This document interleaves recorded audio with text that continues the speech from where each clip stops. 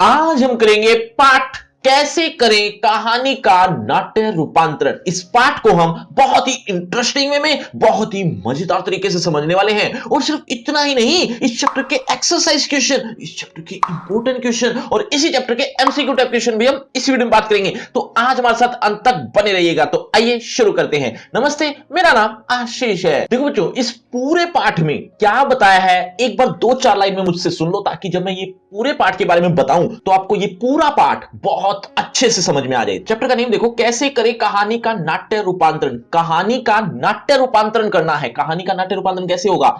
किसी भी कहानी को नाटक में बदलना, वो नाट्य रूपांतरण कहलाता है। कहानी का नाट्य रूपांतरण इस तरह से हो जाता है। अब कहानी को नाटक में बदलना, नाटक कौन सा, किस तरह का नाटक? वो नाटक नहीं जो आप सोच रहे हैं। आप सोच रहे हैं शायद जो वो टीवी पर आता है ना सीरियल, उस नाटक के बारे में सोच रहे हैं। नहीं, वो नाटक नहीं। वो नाटक जो स्टेज पर अभिनीत होता है। स्टेज पर आप लोग जो देखते हैं, जैसे आपके स्कूल में भी फंक्शन में आपने देखा होगा 15-20 मिनट का बच्चे अक्सर नाटक प्ले करते हैं, उस प्ले को ही नाटक कहा है। ये वो नाटक नहीं जो आप सोच रहे हैं, सीरियल नहीं। ये वो नाटक जो स्टेज पर अभिनीत होते हैं। तो कहानी को अगर स्टेज पर लेकर जाना हो, स्टेज में प्ले करना हो या नाटक में बदलना हो, तो हमें क्या करना होगा, उसी के लिए ये पूरा पाठ है। तो इसका नाम भी यही था, कैसे करें कहानी का नाट्य रूपांतरण। कहानी को नाट्य रूपांतरण करना ही, नाटक में बदलना ही नाट्य रूपांतरण कहलाएगा। अब वो कैसे होता है इस पूरे पाठ में बता रखा है। फॉर एग्जांपल, एक एग्जांपल देता हूं। जैसे एक प्यासे कौवे की कहानी आपने जरूर सुनी होगी। तो वो प्यासा कौवे की कहानी को अगर हमें नाटक में बदलना हो, स्टेज पर अभिनीत करना हो, तो क्या करना पड़ेगा?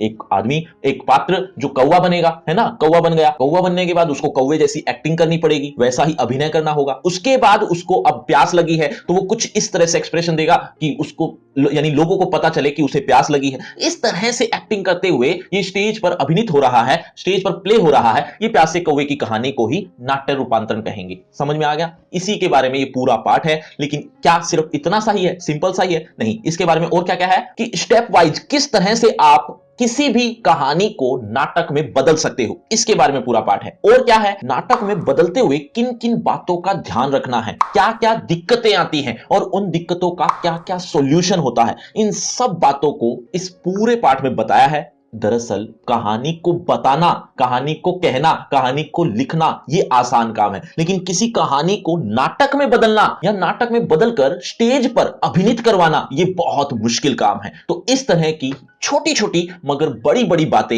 इस छोटे से पाठ में हम पढ़ेंगे। देखो बच्चों, इसमें सबसे पहले हम समझेंगे कि विधा क्या होती है। दरअसल आप में से ज्यादातर बच्चे जानते भी हों शायद, लेकिन बहुत से बच्चे ऐसे होंगे जो विधा को नहीं जानते कि विधा एक्चुअल में चीज क्या है। उससे पहले आपको साहित्य के बारे में पता होना चाहिए कि साहित्य क्या है। साहित्य दरअसल लेखक लेखिका का काम ही साहित्य है। अब लेखक लेखिका क्या करते हैं? लेखक लेखिका का काम होता है साहित्य लिखना। अभी साहित्य क्या है? दरअसल लेखक लेखिका, कवि कवित्री जो लेखन करते हैं, इनका जो काम होता है वही साहित्य है। अब इनका काम क्या है? इनका काम है लिखना। अब क्या लिखना? दरअसल कोई कवि कविता लिखता है, कोई लेखक उपन्यास लिखता है, कोई कहानी लिखता है, कोई नाटक लिखता है, कोई क्या तो कोई क्या, मतलब अलग अलग शैली में अलग अलग तरीके से कुछ ना कुछ लेखन किए जाते हैं। अलग अलग शैलियां होती हैं। इन्हीं अलग अलग शैलियों को, मतलब उपन्यास, कविता, कहानी, इस तरह की ये जो अलग अलग लिखने की तरीके हैं ना, इन्हीं को ही विधा कहते हैं। तो अलग अलग विधाएं होती हैं साहित्य की। इनको आप साहित्य के प्रकार भी कह सकते हो, लेकिन साहित्य के प्रकार न कहकर बल्कि साहित्य की विधाएं होती हैं ये जो आप अलग अलग देख रहे हैं। तो एक विधा को दूसरी विधा में परिवर्तित करना या रूपांतरण करना ये आसान, मतलब वही बात बता रहा हूं दोबारा कि कहानी को, जो कि एक विधा है, उसको नाटक में बदलना ये एक बहुत बड़ी कला है। दरअसल कहानी और नाटक, ये जो दो विधाएं हैं ना, इनमें कुछ समानताएं भी होती हैं और कुछ अंतर भी होता है। अब अंतर कौन कौन से? जैसे कहानी कही जाती है या पढ़ी जाती है, दूसरी तरफ नाटक मंच पर अभिनीत किए जाते हैं, प्ले किए जाते हैं। ये एक बहुत बड़ा अंतर है। नाटक में संगीत होता है, या आप बैकग्राउंड म्यूजिक कह लो उसे, बैकग्राउंड म्यूजिक होता है, रोशनी होती है, जबकि कहानी में ऐसा कुछ नहीं होता। अब इन दोनों विधाओं में कुछ समानताएं भी होती हैं, एक जैसी चीजें भी हैं। जैसे दोनों में कहानी होती है, दूसरी चीज पात्र होते हैं यानी कैरेक्टर, इसके अलावा संवाद होते हैं। संवाद का मतलब डायलॉग। ये कुछ समानताएं हैं जो दोनों में होती हैं। बच्चों, अभी अभी मैंने साहित्य की विधाएं बताई हैं, कोई दो विधा का नाम एक बार जल्दी से कमेंट करके बताओ। देखना चाहता हूं कितने बच्चे मेरी बातें ध्यान से सुन रहे हैं। अब बात आती है कि कहानी को नाटक में रूपांतरित कैसे करें, नाट्य रूपांतरण होगा कैसे। सबसे पहले स्थान और समय के अनुसार कहानी को विभाजित किया जाता है ताकि दृश्य बना सकें, ताकि उस हिसाब से दृश्य का विभाजन किया जा सके कि कौन सा दृश्य स्टेज पर कब अभिनीत होगा या प्ले होगा, ये डिसाइड किया जाता है। और कहानी के ऐसे दृश्य हटा दिए जाते हैं जो नाटक को उबाऊ बनाते हो, और साथ साथ यह भी ध्यान रखा जाता है कि दृश्य के अनुकूल लाइटिंग और म्यूजिक प्रॉपर वे में हो, यानी जैसा जैसा दृश्य वैसे वैसे बैकग्राउंड म्यूजिक और लाइटिंग भी होती रहती है। और संवाद यानी डायलॉग छोटे छोटे रखे जाते हैं। क्यों? दरअसल लंबे संवाद, लंबे डायलॉग नाटक को उबाऊ बनाते हैं, इसीलिए इस बात का भी ध्यान रखा जाता है। बच्चों, कहानी और नाटक में जो समानताएं बताई थी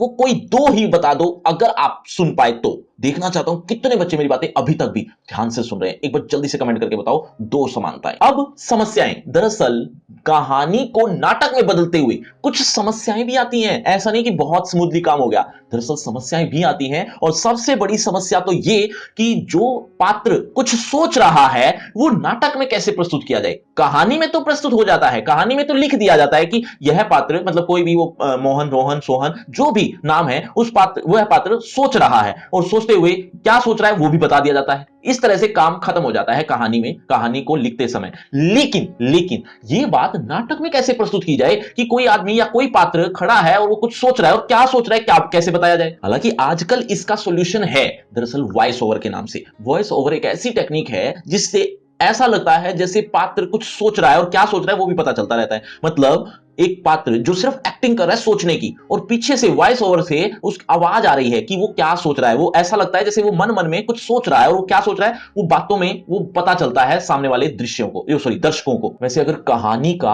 अच्छा नाट्य रूपांतरण करना है ना, तो सबसे बड़ी सीख यही है कि सबसे अच्छे अच्छे जो नाटक है ना, जो अच्छे अच्छे प्रस्तुत हो चुके हैं, वो हमें देखने चाहिए, तभी एक अच्छा नाट्य रूपांतरण हो सकेगा। बच्चों, बात समझ में आई तो वीडियो को शेयर और सब्सक्राइब करना तो बनता है। बच्चों, आप में से बहुत से बच्चे ये चाहते हो कि सर इसी चैप्टर की लाइन बाय लाइन एक्सप्लेनेशन मिल जाए तो क्या बात हो। तो बच्चों, आपको बता देता हूं, लाइन बाय लाइन एक्सप्लेनेशन तो मिलेगी, साथ ही साथ इसी चैप्टर के इंपॉर्टेंट क्वेश्चन, एक्सरसाइज क्वेश्चन और एमसीक्यू टाइप क्वेश्चन, ये चारों चीजें आपको एक ही लिंक पर मिलेंगी। लिंक आपको मिलेगा डिस्क्रिप्शन बॉक्स में, सबसे ऊपर लिंक का नाम रखा है free crash course for 12th class, इस नाम से एक लिंक दिया है। कुछ इस तरह से जैसा आप देख रहे हैं, ये चारों चीजें आपको एक ही लिंक पर देखने को मिल जाएंगी। लेकिन उससे पहले होगा आपका इसी टॉपिक, इसी चैप्टर से रिलेटेड एक छोटा सा टेस्ट। देखना चाहता हूं इस चैप्टर को आपने कितने अच्छे से समझा। अगर इस चैप्टर को अच्छे से समझ चुके हो तो देखिए जरा किसने कितना पढ़ा। पहला प्रश्न आपकी स्क्रीन पर ये रहा, कहानी और नाटक कैसी विधाएं हैं। बच्चों, हर प्रश्न के बाद आपको 5 सेकंड मिलेंगे आंसर देने के लिए। आप अपना आंसर कमेंट करते रहना, एंड में देखना चाहता हूं किसके कितने आंसर ठीक हुए।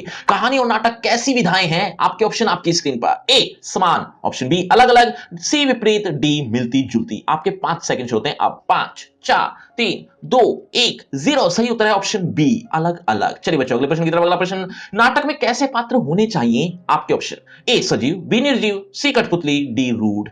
5 4 3 2 1 0। सही उत्तर है ऑप्शन ए सजीव। चलिए बच्चों, अगले प्रश्न की तरफ। अगला प्रश्न, कहानी को नाटक में रूपांतरित करते समय उसके कथानक का किस आधार पर विभाजन किया जाता है, आपके ऑप्शन। ए संवादों के आधार पर, बी पात्रों के आधार पर, सी समय और स्थान के आधार पर, डी भाषा शैली के आधार पर। 5 4 3 2 1 0। सही उत्तर है ऑप्शन सी, समय और स्थान के आधार पर। चलिए बच्चों, अगले प्रश्न की तरफ। अगला प्रश्न, नाटक के संवाद कैसे होने चाहिए, आपके ऑप्शन। ए विस्तृत, बी लंबे, सी कठिन भाषा में, डी छोटे और प्रभावशाली। 5 4 3 2 1 0। सही उत्तर है ऑप्शन डी, छोटे और प्रभावशाली। तो बच्चों, ये है आपका रिपोर्ट कार्ड, ध्यान से देख लीजिए, पढ़ लीजिए। और हाँ, आपके टोटल मार्क्स कितने हैं ये कमेंट करना मत भूलना। और आपकी क्लास से रिलेटेड एक फ्री क्रैश कोर्स आ गया है। इस फ्री क्रैश कोर्स में आपको A to Z सिलेबस एक ही पेज पर, एक ही लिंक पर देखने को मिल जाएगा, कहीं भटकने की जरूरत नहीं है। तो वो लिंक आपको डिस्क्रिप्शन बॉक्स में सबसे ऊपर देखने को मिल जाएगा। और अगर आपको मुझसे पर्सनल बातचीत करनी है तो सभी सोशल मीडिया के लिंक डिस्क्रिप्शन बॉक्स में है, आ जाइए, बातचीत करते हैं। शुक्रिया, धन्यवाद।